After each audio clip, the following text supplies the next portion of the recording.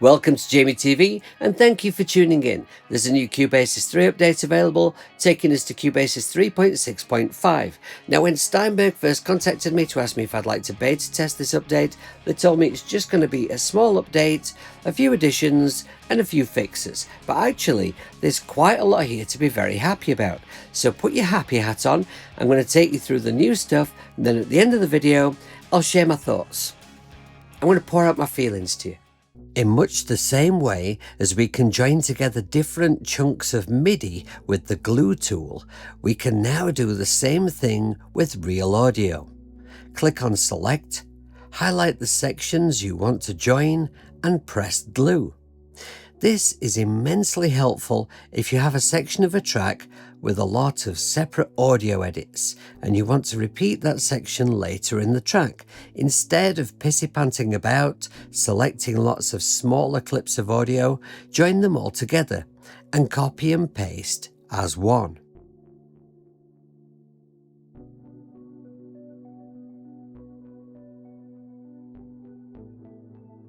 Speaking of copy and paste, if I highlight this MIDI here and grab this handle and drag to the right, instant duplicate. And if I keep going, copy after copy. And I'm happy to tell you, we can do the exact same thing with audio. Now here's the thing that's going to make a lot of you very happy. I've added a MIDI track here and I'm going to select an AUV3 instrument and I'm going to search for it by typing the name of it in the brand new search bar here. Awesome. Now many of you will be asking, does that mean we can now use FAC's AUBE or ORB in Cubasis 3? Yes, it does. And the search bar feature and AUBE also work in the effects slots. If you're not familiar with ORB, it's basically an app that you can use to organize, categorize and filter your AUV3s so that when you open it up inside of a host app, you can quickly find what you're looking for. I've found it to be immensely helpful and I highly recommend it. Now here is the new feature that has absolutely made my day, and if I'm honest, this has retained my interest in Cubasis 3. Here is a bass guitar track that I recorded, and as you can see it's mono, because bass guitar is mono. This is what it should look like. But when I freeze this track to bake in the effects I have here, Cubasis 3 gives me this dual mono file, and that is not what I want. But now we can remedy this problem. Double tap on the audio to go into the audio editor, and down here click where it says stereo. Do I want to convert to mono? Yes, I do. And now, as you can see, everything is okay with the world again. For me, vocals, component parts of the drum kit, guitars, some synth lines, etc. should be mono WAVs, and some other things should be stereo. When I look at my project in the digital audio workstation, I want the WAVs to illustrate exactly that, and now they can do.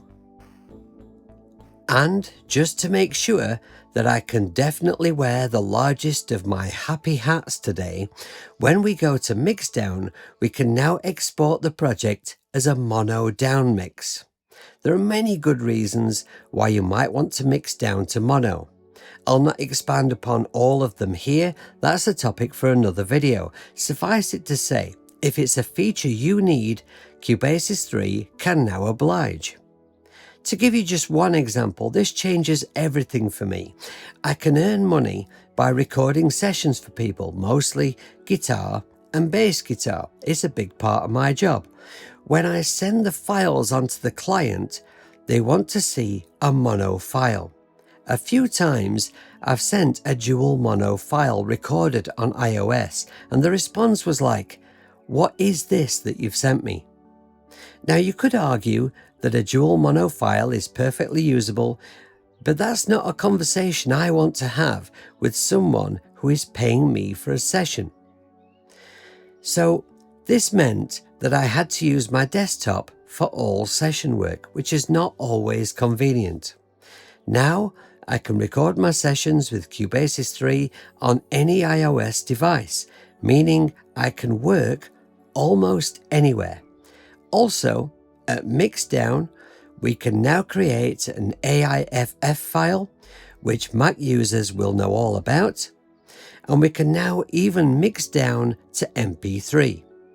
Your bitrate for MP3 can be found in the Setup menu under Mixdown here. Finally, a common criticism of the Cubasis 3 mixing desk was that the channel level metering could be somewhat hectic. This has now been upgraded, and I'm experiencing a much smoother level metering with this new update. Whilst we're looking at the mixing desk, notice these small bold lines that appear above the metering on each channel. These lines indicate peak levels. As they are set at the moment, they will hold that maximum peak position for 1 second and then fall smoothly back down. But if I go to Setup and User Interface, I can change this so that they hold their position until such a time as that channel hits a higher peak.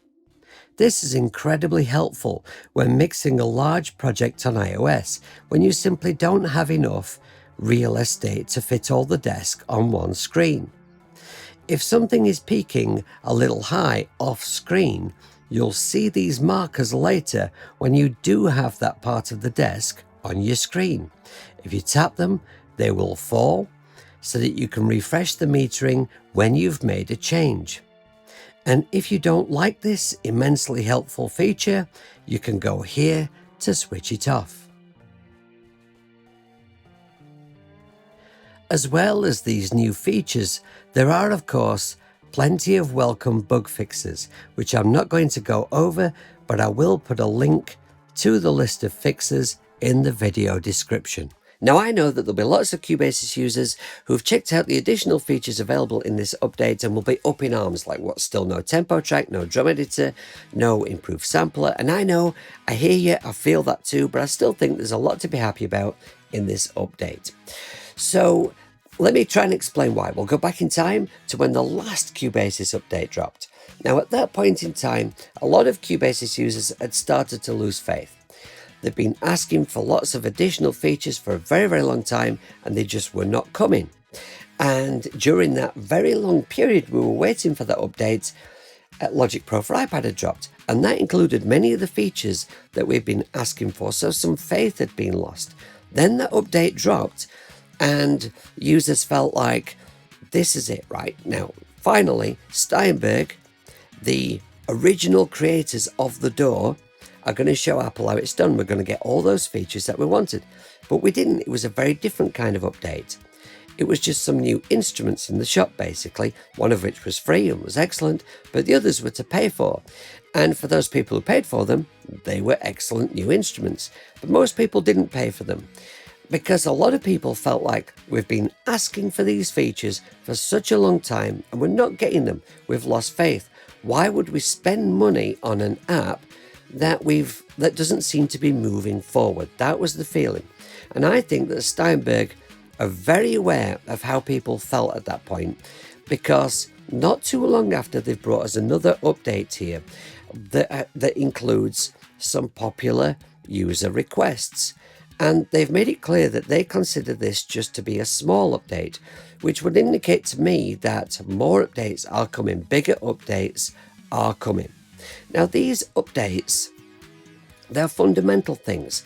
They are quality of life things. It seems to be about getting the basics of a digital audio workstation right and very usable. Things that we would take for granted on a desktop DAW.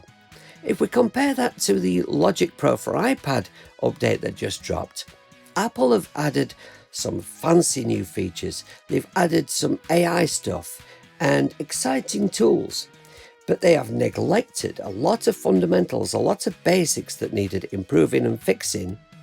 That doesn't seem to be as important. It's the fancy stuff, I think, I suppose maybe they feel that's what sells it. But Steinberg, for me, are doing it right. They're doing it from the ground up, the nuts and bolts. That pleases me. What I'd like to see for the future for Cubasis is this. I would like, obviously, Steinberg to continue bringing us these updates and improvements. And desperately, Steinberg, we need a tempo track. Tempo track. Do it now, please. For me, that's the one thing that would lift it. I can cope with everything else.